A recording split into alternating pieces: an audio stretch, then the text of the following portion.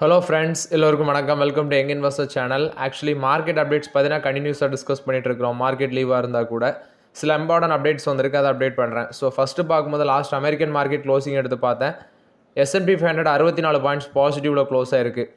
6602 பாயிண்ட்ஸில் close ஆயிருக்கு. Tau Jones 46245 பாயிண்ட்ஸில் close ஆயிருக்கு. 493 points positive.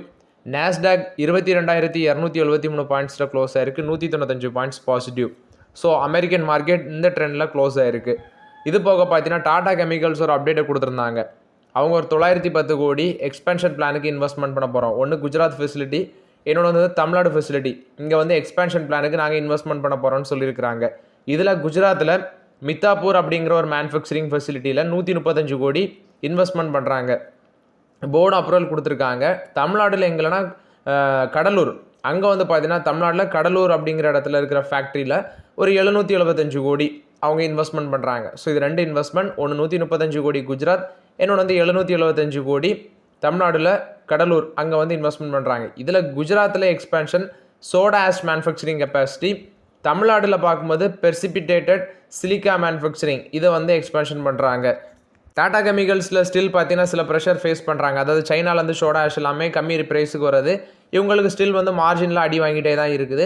Business அப்படி சொதப்பல தான் போகுது. பட் டாடா கெமிக்கல்ஸ்லாம் பெருசாக நம்ம ஃபோக்கஸ் பண்ணுறதாட்டு சொல்லவே இல்லை. டாடா கெமிக்கல்ஸ்லாம் அவாய்ட் தான் நான்லாம் பண்ணிகிட்டு இருக்கிறேன். இப்போ 808 ரூபாவில் இருக்குது, 1.5% நெகட்டிவில் இருக்குது. பட் இது வந்து இப்போதைக்கு வேடிக்கை மட்டும் பார்க்குறது தான் பெட்டராட்டு நான் ஃபீல் பண்ணுறேன். டாடா கெமிக்கல்ஸில் ஸ்டில் இது வந்து ரொம்ப நாளாக ட்ராக் பண்ணிகிட்டு இருக்கேன். அப்படி இருந்த இடத்துல தான் இருக்குது. ஒரு பக்கம் ஐடிசி பார்த்தீங்கன்னா அது ஃபண்டமெண்டலி நல்ல கம்பெனி, டாடா கெமிக்கல்ஸும் ஃபண்டமெண்டலி நல்ல கம்பெனி. ஐடிசியில் பிஸ்னஸ் நல்லா ரன் ஆனால் கூட ஸ்டாக் ப்ரைஸ் மேலே போகாமல் அப்படி இருக்குது. டாடா கெமிக்கல்ஸ் வந்து பட் இப்போ இருக்க சுச்சுவேஷனில் பிஸ்னஸ் கொஞ்சம் டல்லாக இருக்குது. அதனால் வேடிக்கை மட்டும் தான் பார்க்க முடியும். நெக்ஸ்ட்டு பார்க்கும்போது செபி பார்த்தீங்கன்னா மியூச்சுவல் ஃபண்ட், அதாவது mutual fund participation in pre IPO placement, இதை வந்து பேன் பண்ணியிருக்கிறாங்க செபி இப்போ. அது இல்லாமல் வந்து ஆங்கர் இன்வெஸ்டர்ஸ் அந்த ரவுண்ட்ஸில் பார்த்தீங்கன்னா இன்வெஸ்ட்மெண்ட் பண்ணலாம் அப்படின்னு சொல்லியிருக்கிறாங்க. பட் ப்ரீ ஐபிஓ ஷேர் பிளேஸ்மெண்ட்டில் மியூச்சுவல் ஃபண்ட் இன்வெஸ்ட்மெண்ட் பண்ணுறதுக்கு செபி வந்து பேன் பண்ணியிருக்கிறாங்க. ஸோ அது மட்டும் இல்லாமல் அவங்க வந்து எதுக்கு இதை எப்படி பண்ணுறாங்கன்னா டிரான்ஸ்பரன்சியை கொண்டு வரதுக்கு தான் இதை நாங்கள் பண்ணுறோம் அப்படின்னு சொல்லி அப்டேட் கொடுக்குறாங்க. லிக்விடிட்டி பூஸ்ட் பண்ணுறதுக்கு, டிரான்ஸ்பரன்சி பில்ட் பண்ணுறதுக்கு இதை பண்ணுறோன்னு சொல்கிறாங்க. ஐபிஓக்கான அந்த டிஸ்க்ளோஷர், குறிப்பாட்டு இன்வெஸ்டர்ஸுக்கு அந்த ஐபிஓ டிஸ்க்ளோஷரை வந்து சிம்பிளிஃபை பண்ணுறதுக்கு செபி பிளான் பண்ணுறாங்க. ரீட்டைல் இன்வெஸ்டர்ஸ் டெரிவேட்டிவ் ட்ரேடிங்கில் வந்து மணியை லாஸ் பண்ணுறாங்க அப்படின்னும் அப்டேட் கொடுத்துருக்காங்க. இது வந்து செபி கொடுத்த அப்டேட்டு. அதானி என்டர்பிரைசஸோட ஒரு கம்பெனி தான் அதானி கோனெக்ஸ். இந்த அதானி கோனெக்ஸுங்கிறது ஒரு ஜாயின்ட் வெஞ்சர் கம்பெனி. இந்த அதானி கோனெக்ஸ் வந்து 231.34 crores ட்ரேட் கேசில் டெக் பார்க் அதை வந்து அக்யூஷன் பண்ணியிருக்கிறாங்க. இது வந்து நியூ இன்ஃப்ராஸ்ட்ரக்சர் ஃபெசிலிட்டி செட் பண்ணுறதுக்கு இந்த அக்யூஷன் ஹெல்ப் பண்ணும் அப்படின்னு சொல்லியிருக்கிறாங்க. ஸோ இது வந்து 100% ஸ்டேக் அக்யூசிஷன். அதானி என்டர்பிரைசஸ் கொடுத்த அப்டேட்டு. ஸ்கோடா ஆட்டோ ஆல்சோகன் இவங்களுக்கு கூட பார்த்தீங்கன்னா பார்ட்னர்ஷிப் போடுறதுக்கு இவங்க நிறைய கம்பெனிஸ் கூட பேச்சுவார்த்தை பண்ணிட்டு இருக்காங்க. மஹிந்திரா கூடலாம் பேச்சுவார்த்தை பண்ணிட்டு இருந்தாங்க. பட் அது எல்லாமே ஃபெயிலியரில் தான் போச்சு. ரீசன் பார்க்கும்போது லோக்கலி அவங்களோட இன்ஃப்ராஸ்ட்ரக்சரை டெவலப் பண்ணுறதுக்கு ஸ்கோடா ஆல்சோகன் வந்து முயற்சி பண்ணுறாங்க. ஆனால் அவங்க வந்து நிறைய கம்பெனிஸோட பேச்சுவார்த்தை பண்ணாலுமே எல்லாமே தோல்வியில் தான் போகுது. இப்போ JSW MG மோட்டர்ஸ் கூட பார்ட்னர்ஷிப் டாக்ஸ் வந்து ஏர்லி ஸ்டேஜில் இருக்குது அப்படின்னு சொல்லி அப்டேட் கொடுத்துருக்காங்க. இது வந்து JSW MG மோட்டர்ஸ் ஸ்கோடா ஆல்சோகனை பொறுத்த வரைக்கும் அப்டேட்டு. நெக்ஸ்ட்டு இந்தியாவோட அந்த டிஃபென்ஸ் ப்ரொடக்ஷன் ஃபினான்ஷியல் 25ல் 1.54 lakh crore அளவுக்கு பார்த்தீங்கன்னா டிஃபென்ஸ் ப்ரொடக்ஷன் பண்ணியிருக்காங்க. எக்ஸ்போர்ட் பார்க்கும்போது 23,622 கோடியாக இருக்குது. 23,622 கோடி எக்ஸ்போர்ட் மட்டுமே பண்ணியிருக்கிறாங்க. ஸோ இது வந்து ப்ரைவேட் செக்டார் எல்லாமே சேர்த்து பார்க்கும்போது இந்த ரேஞ்சில் இருக்குது. ஆனால் ஓவரால் ப்ரொடக்ஷனில் பார்த்தீங்கன்னா PSU செக்டார் தான் டாமினேஷன் பண்ணுறாங்க. டிஃபென்ஸ் ப்ரொடக்ஷனில் PSU செக்டார் தான் டாமினேஷன் பண்ணுறாங்க அப்படின்னு சொல்லியிருக்கிறாங்க. இண்டிஜினியஸ் ப்ரொடக்ஷன் 1,27,437 கோடியாக இருந்துச்சு ஃபினான்ஷியல் 24ல். 15 கம்பேர் பண்ணும்போது, அதாவது ஃபினான்ஷியல் 15 கம்பேர் பண்ணும்போது 174% இன்க்ரீஸ் ஆகிருக்கு. இதில் டோட்டல் ப்ரொடக்ஷனில் 77% வந்து PSU செக்டார் கான்ட்ரிபியூட் பண்ணுறாங்க. 23% வந்து ப்ரைவேட் செக்டார் ஃபோக்கஸ் பண்ணுறாங்க. அது மாதிரி எக்ஸ்போர்ட்ஸில் பார்க்கும்போது ப்ரைவேட் செக்டார் தான் டாமினேட் பண்ணுறாங்க. 17,233 கோடிக்கு ப்ரைவேட் செக்டார் டாமினேட் பண்ணுறாங்க. பப்ளிக் செக்டார் வந்து 8,389 கோடிக்கு டாமினேட் பண்ணுறாங்க. ஃபினான்ஷியல் 25ல் பார்க்கும்போது 193 டிஃபென்ஸ் கான்ட்ராக்ட் இவங்களுக்கு கிடச்சிருக்கு. டிஃபென்ஸ் கான்ட்ராக்ட் 2,09,050 கோடி, கிட்டத்தட்ட 193 டிஃபென்ஸ் கான்ட்ராக்ட். டொமஸ்டிக் இண்டஸ்ட்ரீஸ் மட்டுமே 177 கான்ட்ராக்ட் ரிசீவ் பண்ணியிருக்கிறாங்க 1.69 lakh crore.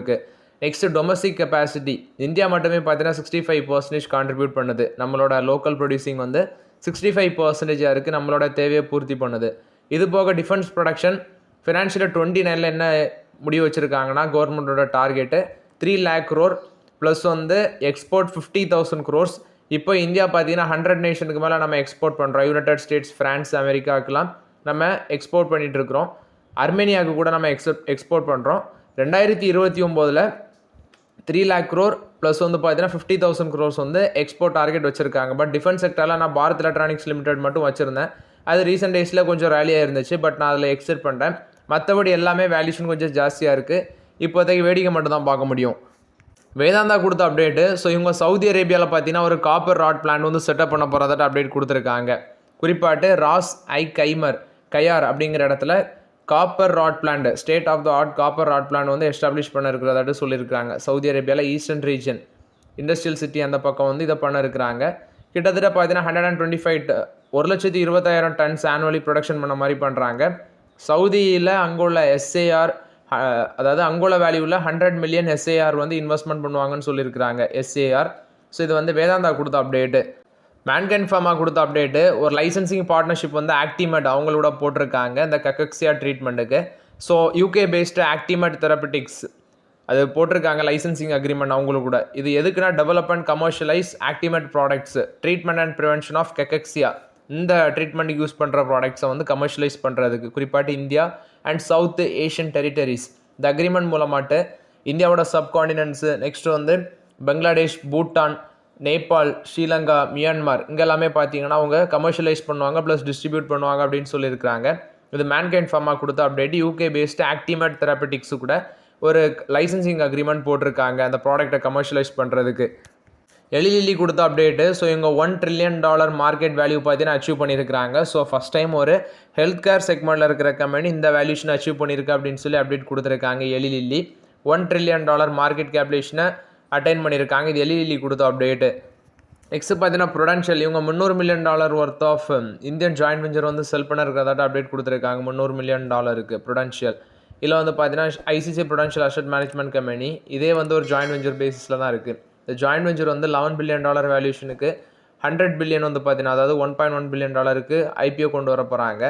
ஸோ இதில் $300 million வந்து பார்த்தீங்கன்னா ஷேர் பிளேஸ்மெண்ட் மூலமாட்டு ரைஸ் பண்ணுறதுக்கு முடிவெடுத்திருக்காங்க. இது வந்து ப்ரொடென்ஷியல் கொடுத்த அப்டேட்டு. அதுக்கு வேண்டி தான் $300 million வந்து செல் பண்ணுறதாட்ட அப்டேட் கொடுத்துருக்காங்க. கோட்டக் மஹிந்திரா பேங்க். ஸோ இதை நான் டிஸ்கஸ் பண்ணியிருந்தேன். இது எப்படி ஸ்டார்ட் பண்ணாங்க, எவ்வளோ கஷ்டப்பட்டு ஸ்டார்ட் பண்ணாங்க. அதில் வந்து இந்த 30 lakhs ஸ்டார்ட் பண்ணும்போது பார்த்தீங்கன்னா அரௌண்ட் 4 persons ஏதோ அவங்களோட பணம் தான். 1985 ஸ்டார்ட் பண்ணியிருக்காங்கன்னா அதில் ஒரு 15 வருஷம், இதில் ஒரு 25 வருஷம், 40 வருஷம் ஆயிருக்குது. ஸோ உதய் கோட்டக் பார்த்தீங்கன்னா எமோஷ்னலாட்டு சில அப்டேட்ஸ் எல்லாமே சொல்லியிருக்கிறாங்க. இதில் ஸ்டார்ட் பண்ணுறதுல ஃபோட்டோ பார்க்கும்போது ஆனந்த் மஹிந்திரா இருக்கிறாங்க, வினோத் கண்ணா இருக்கிறாங்க, நடுஸில் இருக்கிறது பார்த்தீங்கன்னா உதய் கோட்டக். இவங்க 3 பேர் தான் ஸ்டார்ட் பண்ணியிருக்காங்க. ஆளுக்கு பாதி கேபிட்டல் போட்டு கிட்டத்தட்ட 30 lakh capital, 300 square feet office மும்பையில் ஒரு ஏரியாவில் ஸ்டார்ட் பண்ணியிருக்கிறாங்க 1985. இது வந்து கோட்டக் மஹிந்திரா பேங்கை பொறுத்த வரைக்கும் அப்டேட். ரீசென்ட்லி அவங்க உதய் கோட்டக் வந்து பார்த்தீங்கன்னா இன்டர்வியூ கொடுத்துருந்தாங்க. நெக்ஸ்ட்டு பார்த்தீங்கன்னா கோட்டக் மஹிந்திரா பேங்கில் இன்னொரு அப்டேட் வந்துருக்குது. ஸோ கோட்டக் மஹிந்திரா பேங்கோட டேட்டா ப்ரொடக்ஷன் சீஃபாக இருக்கிற ஆனந்த் குமார் கஸ்தூரி அவர் என்ன சொல்கிறாருன்னா, பேங்க் வந்து சிஸ்டமை டிசைட் பண்ணுங்கள், குறிப்பாட்டு கஸ்டமர்ஸுக்கு வந்து அட்வான்ஸாக இருக்கணும், ஈஸியாகவும் இருக்கணும், அவங்களோட டீட்டெயில்ஸ் வந்து பார்த்தீங்கன்னா சேஃபாக இருக்கணும், அது மாதிரி பேங்க்ஸ் வந்து செட் பண்ணுங்க அப்படின்னு சொல்லியிருக்கிறாங்க. ரிஸ்க் அவர் சிஸ்டமை பில்ட் பண்ணுங்கன்னு சொல்லி அவர் அப்டேட் கொடுத்துருக்காரு. அது இல்லாமல் கோட்டக் மஹிந்திரா பேங்கு இந்த எஸ்எம்இ லோனுக்கான ப்ராசஸிங் டைமை வந்து கட் பண்ணி நாங்கள் 3 yearsல எங்களோட போர்ட்ஃபோலியோவை அந்த செக்மெண்ட்டில் டபுள் பண்ணுவோம் அப்படின்னு சொல்கிறாங்க. குறிப்பாக ஆர்டிஃபிஷியல் இன்டெலிஜென்ஸு, நெக்ஸ்ட் வந்து ML based digital under writing tools இதை யூஸ் பண்ணி அந்த எஸ்எம்இ லோனுக்கான ப்ராசஸிங் டைமை கட் பண்ணி போர்ட்ஃபோலியோவே டபுள் பண்ணுவோம் 3 yearsல அப்படின்னு சொல்லி அப்டேட் கொடுத்துருக்காங்க. இதுவும் கோட்டக் மஹிந்திரா பேங்கில் வந்து ஒரு பாசிட்டிவ் அப்டேட்டு. ஏன்னா அந்த எஸ்எம்இ செக்மெண்ட்டில் தான் அக்ரிகல்ச்சர், ஃபினான்ஸு, கார்பரேட் எஸ்எம்இ இதெல்லாமே வரும். 16% இன்க்ரீஸ் ஆகிருக்கு லாஸ்ட் குவார்ட்டரில், 16% இன்க்ரீஸ் ஆகிருந்துச்சு, 1.09 lakh crore இருந்துச்சு. இது இன்னும் இன்க்ரீஸ் ஆகும் அப்படின்னு சொல்லி அவங்க அப்டேட் கொடுத்துருக்காங்க. ஜிரோதாவோட கேஷ் ரிசர்வ் 22,679 கோடியாக இருக்குது. இப்போது இந்த மாதிரி கம்பெனிஸ் எல்லாம் என்ன சிச்சுவேஷனை ஃபேஸ் பண்ணுறாங்க அப்படிங்கிறது உங்களுக்கு நல்லாவே தெரியும். இதில் ஃபஸ்ட்டு ஜிரோதாவோட ஃபினான்ஷியல் 24 ரெவன்யூ ஃப்ரம் ஆப்ரேஷன் 993 கோடியாக இருந்துச்சு. சாரி 9,993 கோடியாக இருந்துச்சு. அதே 25ல் பார்க்கும்போது 8,847 கோடியாக அது குறைஞ்சிருக்கு அப்படின்னு சொல்லியிருக்கிறாங்க. 24 கம்பேர் பண்ணும்போது 25ல் அடி வாங்கியிருக்கு ஜீரோதாவோட ரெவன்யூ. இந்த சார்ட்டை பார்த்தாலே உங்களுக்கு தெரியும். அதே டோட்டல் எக்ஸ்பென்சஸும் பார்த்தீங்கன்னா அடி தான் வாங்கியிருக்குன்னு சொல்லியிருக்கிறாங்க. டோட்டல் எக்ஸ்பென்சஸ் இன்க்ரீஸ் ஆகிருக்கு. 3,119 கோடியாக இருந்தது 3,238 கோடியாக இன்க்ரீஸ் ஆகிருக்கு. ப்ராஃபிட் பார்க்கும்போது 5,496 கோடியாக இருந்தது 24ல். 25ல் வந்து 4,237 கோடியாக குறைஞ்சிருக்கு. எக்ஸ்பென்சஸ் அதாவது சேலரி, நெக்ஸ்ட் வந்து டேட்டா சென்டர், அந்த இது ரிலேட்டட் அக்கௌண்ட் இஷ்யூஸ் அது எல்லாமே அவங்க செலவு பண்ணணும். அது ஒரு பக்கம். அது போக பார்த்தீங்கன்னா அது எல்லாமே எக்ஸ்பென்சஸில் கால்குலேட் ஆகும். ப்ராஃபிட் வந்து பார்த்தீங்கன்னா எல்லா செலவும் போக கால்குலேட் பண்ணி வரது ப்ராஃபிட். அதுவும் ஃபினான்ஷியலாக 24 கம்பேர் பண்ணும்போது 25ல் 1000 கோடி கம்மியாக தான் வந்திருக்கு அப்படின்னு சொல்லி அப்டேட் கொடுத்துருக்காங்க. இதுக்கு எல்லாமே ரீசன் வந்து என்றைக்கு அந்த ஃபியூச்சர்ஸ் அண்ட் ஆப்ஷன் ட்ரேடிங்கில் வந்து கான்ட்ராக்ட் வேல்யூவை இன்க்ரீஸ் பண்ணாங்களோ அன்னைக்கு ஆரம்பித்த பிரச்சனை. ஜீரோதா கிட்ட கைவசம் 7.26 மில்லியன் யூசர்ஸ் வச்சுருக்காங்க. மார்க்கெட் ஷேர் 15.8% இருக்குது. இதோட காஸ்ட் ஃப்ரெண்டை சொல்கிறாங்க. ஜீரோதா வந்து ஃபினான்ஷியல் 25ல் 539 கோடி சேலரிக்கு ஸ்பெண்ட் பண்ணியிருக்காங்க. 31% ஃபினான்ஷியல் 24 கம்பேர் பண்ணும்போது இன்க்ரீஸ் ஆயிருக்கு. நிதின் காமத், நிகில் காமத், சீமா பாட்டீல் இவங்கெல்லாம் டேரக்டர்ஸ் இருக்கிறாங்க. ஸோ இவங்களுக்கே பார்த்தீங்கன்னா 228 கோடி போயிருது. அது இல்லாமல் ரினியூமரேஷனுக்கு ஒரு 96 கோடி, அது போக சீமாவுக்கு ஒரு 36 கோடி அப்படின்னு சொல்லி அப்டேட் கொடுத்துருக்காங்க. இது போக மேஜர் எக்ஸ்பென்சஸ், ஃபீஸு, கமிஷன் அது மாதிரி ஒரு 2,328 கோடி, 96 கோடி ப்ரொஃபஷனல் டெக்னிக்கல் சர்வீஸுக்கு போயிருக்குது. அட்வர்டைஸிங்க்கு 47 கோடி போயிருக்குது.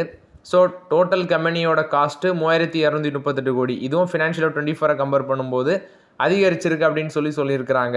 ஃபினான்ஷியல் 25 கம்பேர் பண்ணும்போது ப்ராஃபிட் 24 கம்பேர் பண்ணும்போது ஃபினான்ஷியல் 25ஓட ப்ராஃபிட் வந்து 22% விழுந்திருக்கு அப்படிங்கிறதே அப்டேட் பண்ணியிருக்கிறாங்க.